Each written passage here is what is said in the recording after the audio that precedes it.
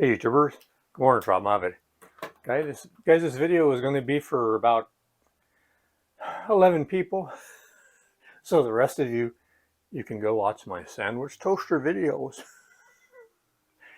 No, I made a film the other day, and I thought I'd talk about it, things I learned from it. Over the years, I've made filmmaking videos, or about filmmaking, videos about filmmaking. I'll learn to speak English one day. Over the years, I've made videos on making videos, and I have a playlist. But until last week, I never really made anything I would consider a film that was cinematic, had different scenes, different characters, and so on.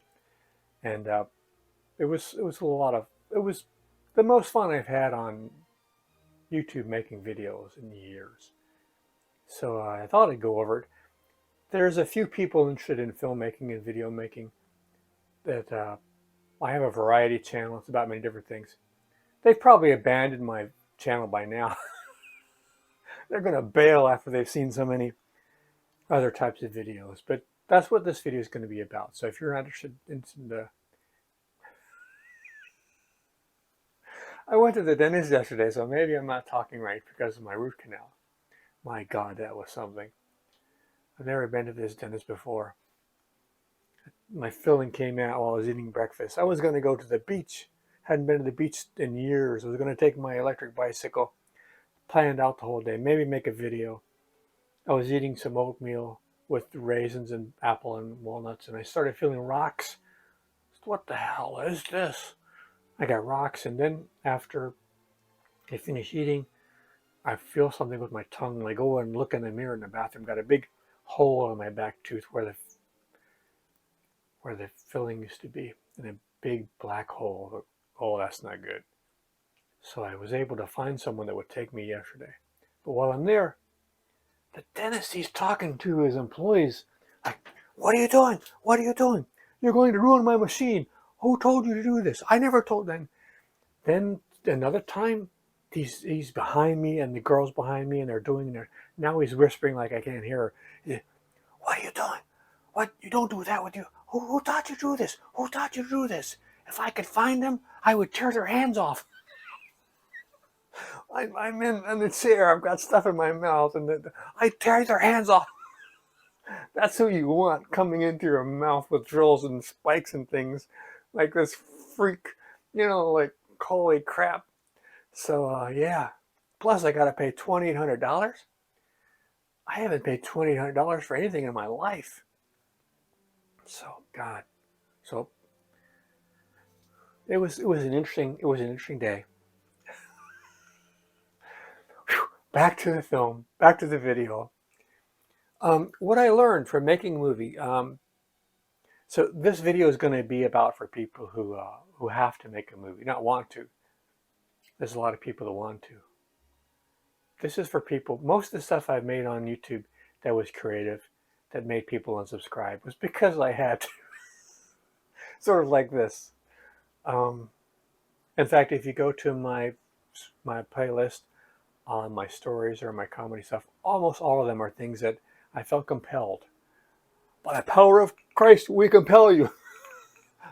uh, I felt compelled to make them, and sometimes there are people out there like that feel compelled, and this will be maybe some helpful guidance. Uh, so let's get started. Is he ever going to stop talking?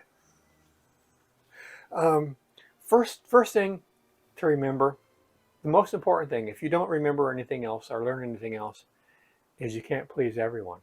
That was a wonderful song by Ricky Nelson. If you don't know who that is, that's fine. Go check out his song. You can't please everyone, but you just got to please yourself. And if I had listened to myself, this video I made, this film I made, would have never gotten made because I overanalyze things and I try to talk myself out of things, reasons why I shouldn't make this or do this. And my life is made up of thinking about things and never doing them. And that's not good. So if you're wanting, if you're needing, if you have to make something, you shouldn't talk yourself out of it. Just go ahead and do it. And almost always you're going to be so surprised and amazed that you had almost told yourself not to do this. Um, almost, always. So don't worry about pleasing everybody. Just if you start something and you make it and you finish it and you learn from it and can do something like that again, even better, it's a win. It's a win. So I watch, listen to videos, and I read books, and I talk to people, and there's different camps of how to make things. Some people say when you write something or you film something, you should just improvise, or other people say, no, you should have an outline in the script and you have to adhere. Sometimes one is right, sometimes the other one's right. If you have a story where it's important that the characters let the viewers know that at 7 o'clock you have to be at this bus station, and someone's saying their lines, somebody better say something about we need to be at the bus station by 7 o'clock. If you're just letting people improvise stuff, that's not always going to happen. So you need to. I like stories that have beginning and middle ending. I like stories that have some connection to reality. I'm not too crazy about um, flashbacks for no reasons and uh, the just extemporaneous chain of flow of thought. It's just I like things that characters I can feel good about and stories that appeal to me, and just random stuff like it doesn't appeal to me. And sometimes the improvisation, I think they're getting high on their own supply. They're it would have been better if they spent a little more time on plot and story and character development and less on their imagination. Um, but still, you can also go to the other end where everything is strict and it's just like they're reading from a book and there's no soul. There's no soul. So I like to have a skeleton, a little, you could call it an outline, but I like to have a skeleton. And that way, if the characters I have, they want to do something with it, they can do something with it. But you still have that skeleton on that outline that it gives some sort of guidance. So I think whatever works for you, whatever works for you. Don't let things that people say should happen stand in the way of you making something. Um, just find out what works for you, and not everything's going to work the same way in every situation. So you have to be flexible. That's another good song you should listen to is Martin Mull, Flexible. I'm only as good as the woman I'm with, and if she's a devil, I'll find her level. I'm flexible. That's a good song, Martin Mull. The wireless microphone, it is surprisingly good. The audio isn't like you could spend more money and get better audio, but for $15, one thing it does surprisingly well is it muffles out extraneous noises. I've been making videos where I had people going past the door with a shopping cart or airplanes outside, and I could almost barely hear them on the video where they were wanting me to turn off the camera. So it's a very good, I mean, ambulances going by, you're going to hear that, but basically it muffles out a lot of extraneous noises extremely well. And plus it's wireless. The little robot cameraman I use, a swivel, it was a little herky-jerky. Also, the internal battery has expired, and I was only able to use it by plugging in the USB cord. So it was limited to the amount of degrees that it could turn left or right. What I'm talking about is a little electronic device that allows me to hook my camera onto it, and it goes on top of the tripod. And then as I walk past it, but what I learned is in the past I thought I had to use the little uh, receiver or the transmitter. I thought it had to be out and for it to focus, but I was able to put it in my pocket and walk past, and the camera was able to track.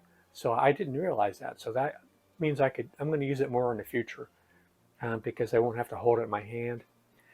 But it was a little herky-jerky, but it's, I don't want to say better than nothing. That's a stupid expression.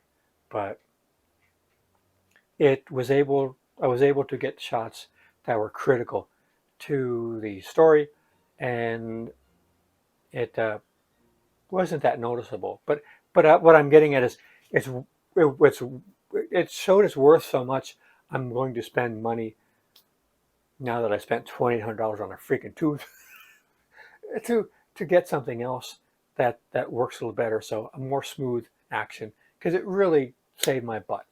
And if you're working by yourself, it's not listed on the board, but I should mention if you're making films by yourself and you're playing extra characters, it would really be a good idea if you could get someone else.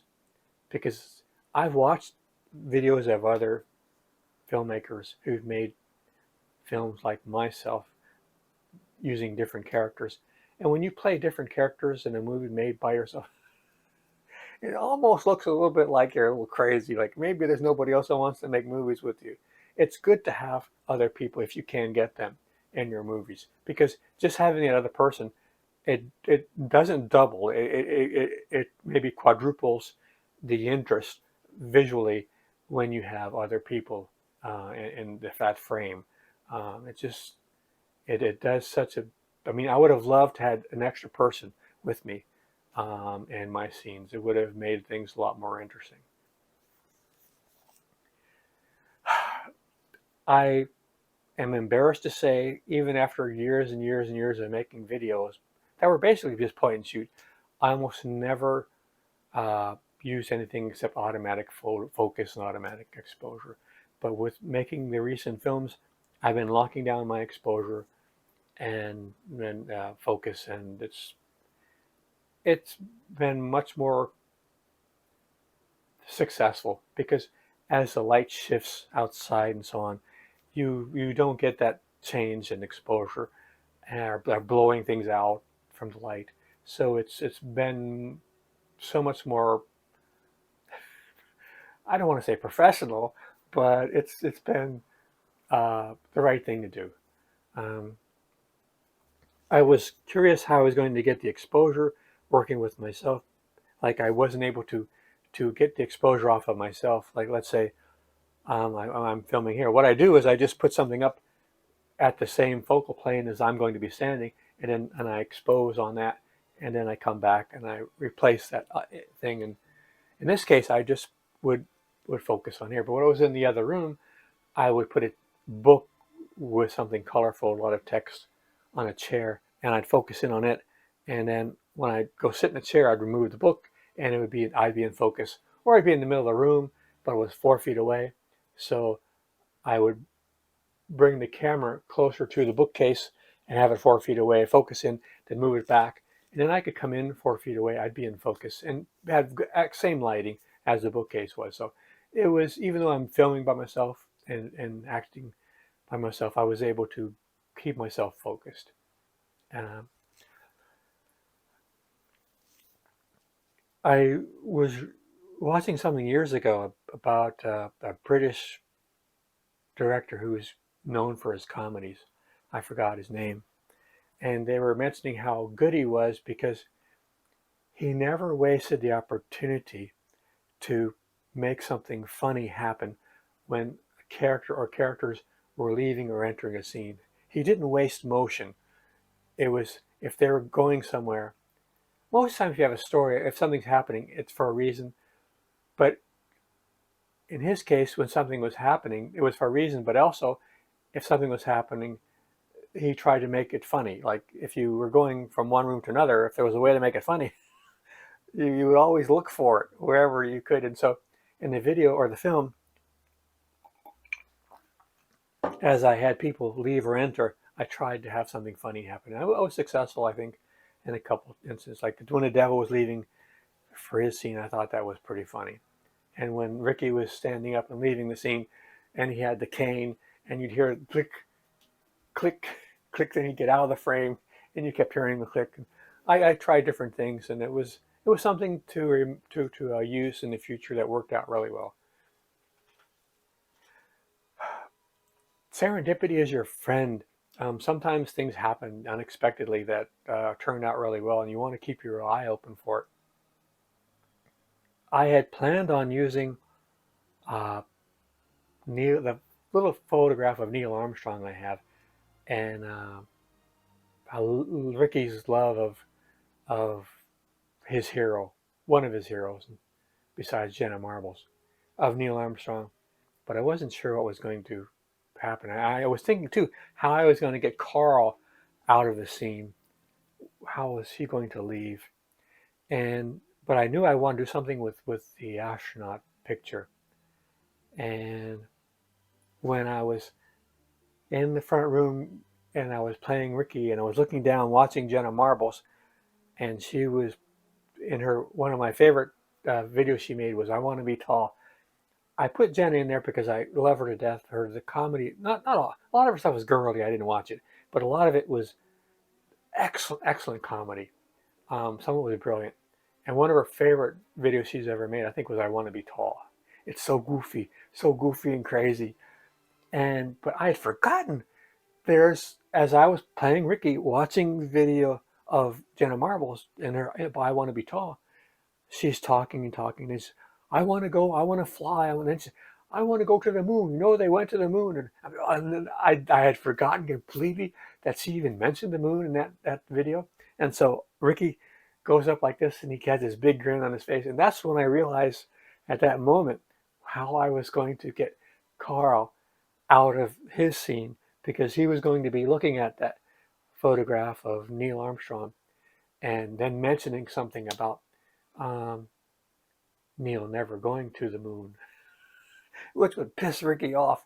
So it was serendipitous. I hadn't realized that Jenna Marbles was talking about the moon in that video clip I wanted to play of her, which meshed completely perfectly one of the better scenes in the movie.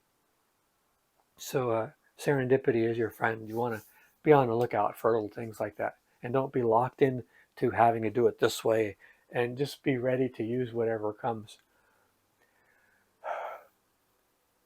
Uh, where is the action? I I realized in my movie I had a lot of pretty good dialogue, but I didn't have that much action. And of course, Ricky can't have a lot of action, and it's a one bedroom apartment, so there's not much room to act in. So I think I did what I could, but it's important to think about how your video or your film differs from a book or a radio or a play. There's action shows. You go to a show, you go to a movie because things are moving. If everything is just, I mean, My Dinner with Andre was a very popular movie, but it was two people talking. So I mean, dialogue is important. It's wonderful, and it's the heart of characters. But where's the action, Jackson?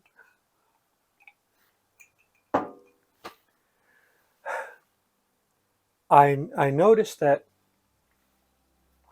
I didn't pay enough attention to colors and background, uh, form, and content.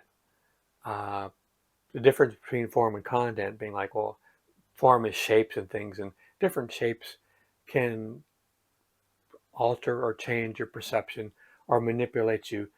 But content does the same thing. Like if you have the American flag or a mother holding a baby or a Bible or something, that's a iconic content that makes you think certain things. But there's forms and shapes like curves and straight lines and boxes and circles. These things, patterns, these things give you psychological impressions that make you feel or think certain things. So also colors. Like I noticed when I put the devil in front of that red curtain, the light coming behind it kind of uh, went over the devil and made his skin look kind of reddish, and it really worked out really good. Um, so if you can, I mean, there's so much to be thinking about when making a movie.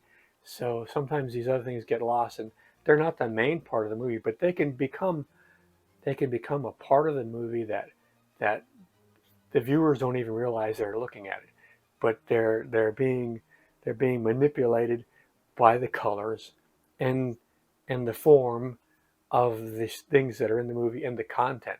What is the social, political, religious, psychological, visual images that are being presented?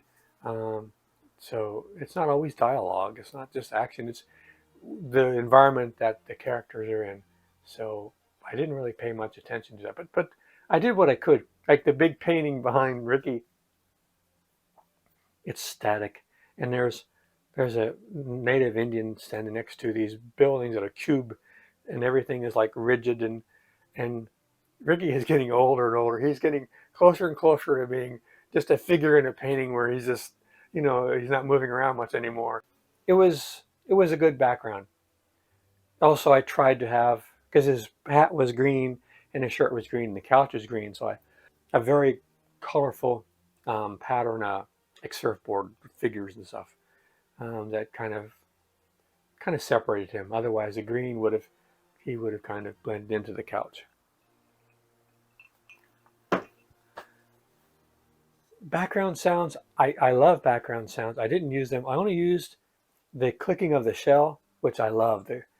I learned a long time ago that I have this shell from a conch. The outside of it has eroded over the years from being in the ocean. It was the only thing you have, the center, the spiral. And I learned one day, it was on a plate. When I touched it, it started rocking. It would rock for 3 minutes. And if I thought that was pretty cool. So when Carl was at the bookcase and he was looking at different things, I wanted him to rock that. But he was in the way of the camera, so you didn't see him touch it. But when he moved away, you could see it rocking. So I left the camera on that for 15 seconds. So because it was like pointing right at the frame of the photograph of Neil Armstrong. So I thought that was kind of fun. But what I'm getting at is this was something like a B-roll. This was something that wasn't the main story, but at the same time, it gave something to the film that gave depth to it. Otherwise, wouldn't have been there. It was one of my favorite parts of the movie.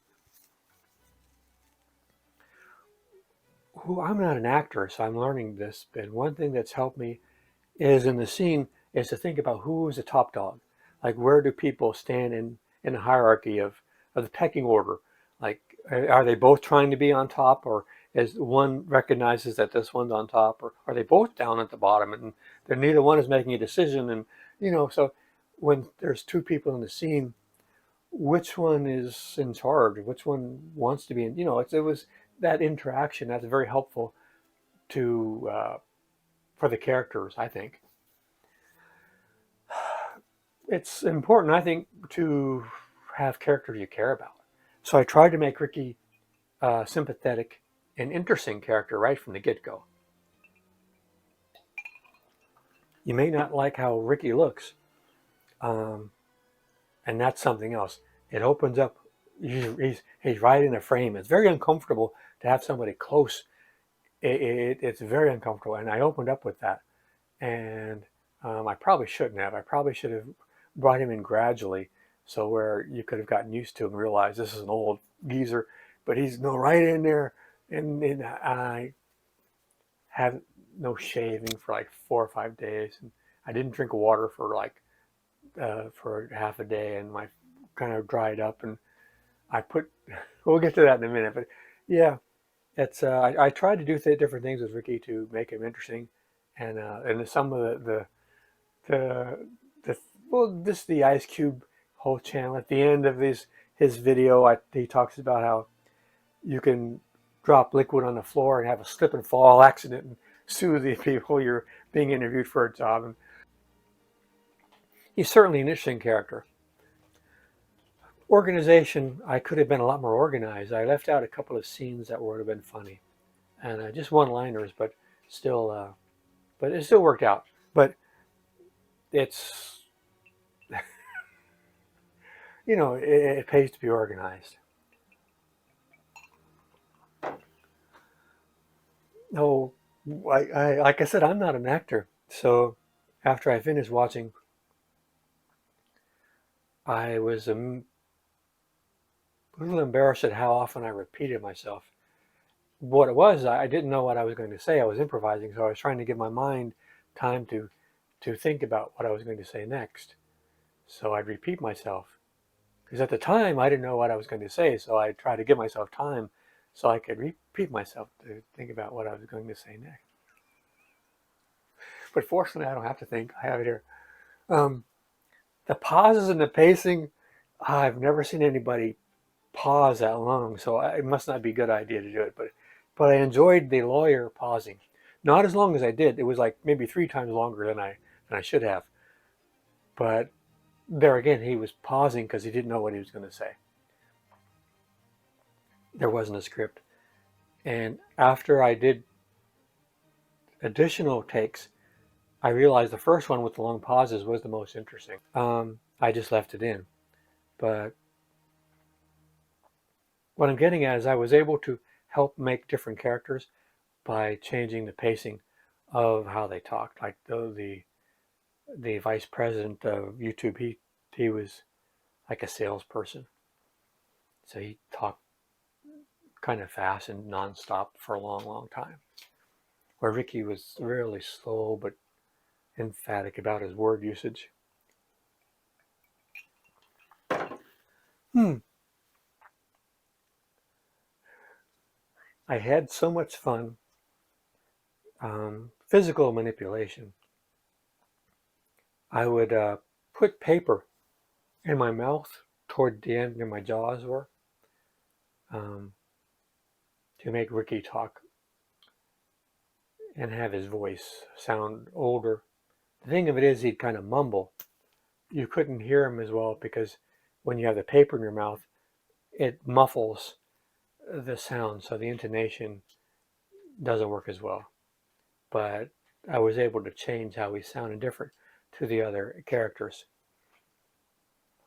And the devil, the horns was something I could buy, but I enjoyed putting the shaving cream on the side of my head and little horns, and um, even the Carl Lafong.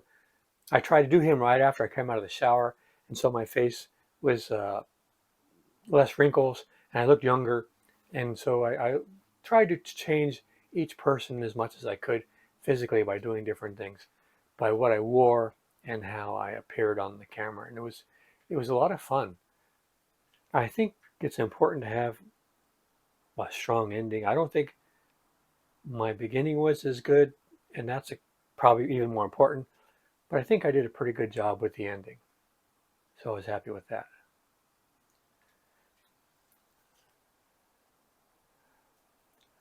I have been watching some other films and realized how poor a job I did on my titles and the fonts. It was very basic, very uninspiring, unimaginative. There's things you can do to make the titles and the credits actually entertaining. Go watch that movie. Uh,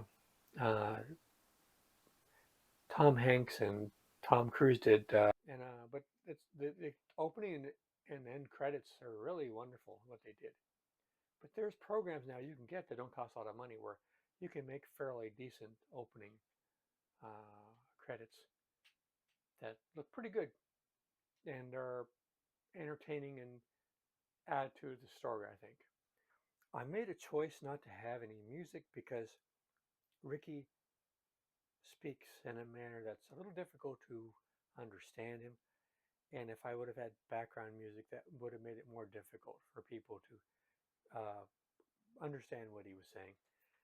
But I did use music in the beginning and credits, which was good. The Boswell sisters singing by the devil, which was a very good choice. And also, I added some videos I made over the years that had music in it. So it was, it added to the landscape of the film and help. But like there's some things, just because you could do something doesn't mean you always should.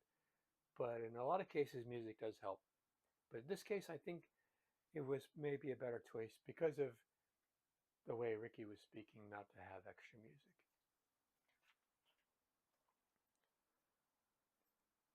One of the better scenes I liked was when Ricky was watching the Agenda Marbles, but his head was down, so you couldn't really see what he was doing. But then you realized he was watching a video, and so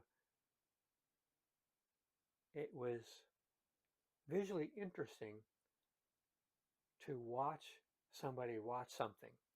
Like I talked earlier, if your face is right up into the, it's hard to look at something really close because that's really personal, and you kind of get yourself away from that. You know, it's get your attention, but it's but if you're looking at somebody looking at something else, you can get right in because they're not looking at you. You're watching them. In fact, you're watching them watching somebody else. So you're once removed. So you're even more secure and private because it's like you're what's that word? you're you're watching somebody without them knowing you. Anyway,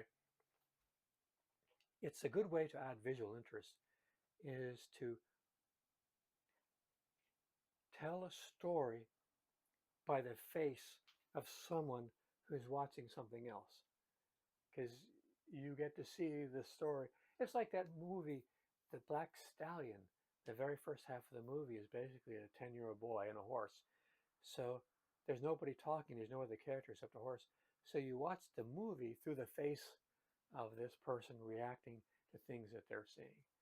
So when you're watching somebody watching something else, that's a good way to tell a story or help tell it.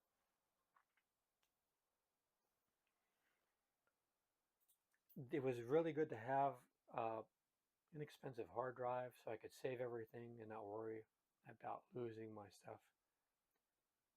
Another thing that helped me was being able to tell my story in a sentence. If you can't tell your story in just one sentence, you might want to get a different story.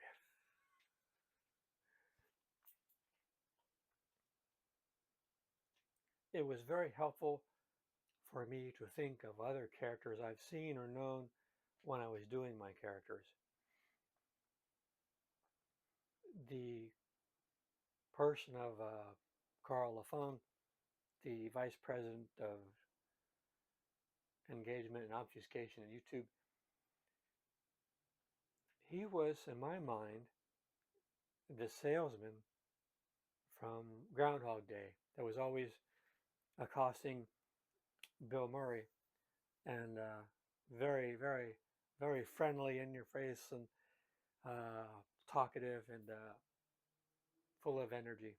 The devil initially um, was going to be like the Lumbergh character in Office Space with the bow tie and the suspenders. Um, but he morphed after a while, and the other character got the bow tie and suspenders. And the devil just got the name tag that said Bernard Beelzebub.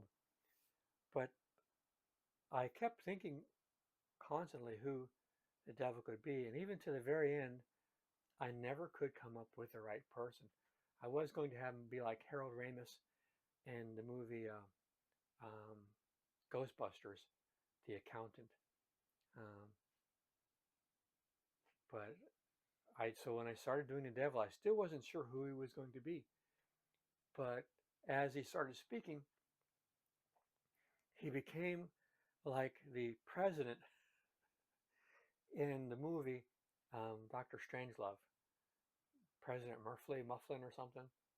Because I realized later I found him doing that monologue um, when he was speaking to the Russian president. Uh, this is a friendly call. You know it's a friendly call. I wouldn't be calling you if it wasn't friendly.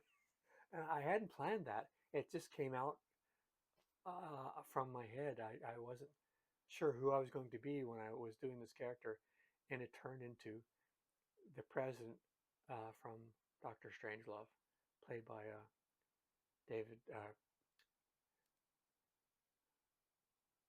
Peter Sellers. So it really helps to have a character, though, you've got in your head that you can fall back on, and not have to hope that it comes out somehow when you're doing them. I I'm kind of happy with the title. I think it's good to have a really good title to get people to watch. I was looking at Joel Haver's selection of movies that people submitted last year. I submitted one last year, and some of the titles just made me not want to watch. So it's really good to have a title. Don't shoot yourself in the foot. The other thing is ChatGPT. I wasn't sure what to do about the lawyer because he had to explain to the devil why he didn't have a case. I went to ChatGPT and asked if it could write a speech that a lawyer could give to the devil as to why his contract didn't matter because the person didn't sign his real name. And that's what I got. It was a very good legal speech I could give using ChatGPT. So you might want to use that ChatGPT for your movies if you're stuck on something technical like that.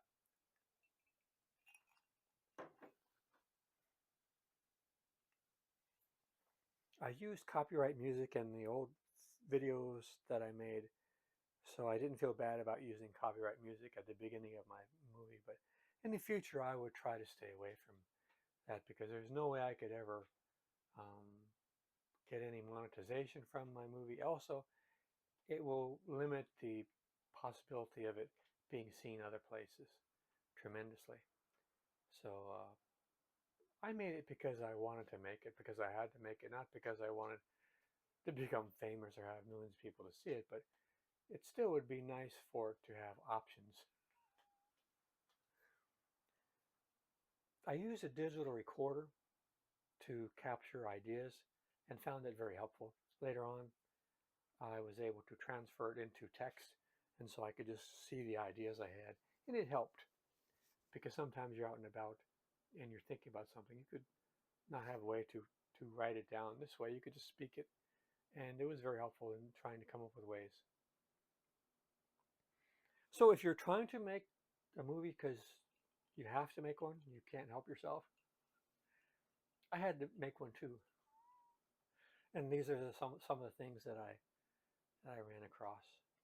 So I hope it was helpful to you, and maybe you will go watch one of my movies. It's on my playlist of video stories.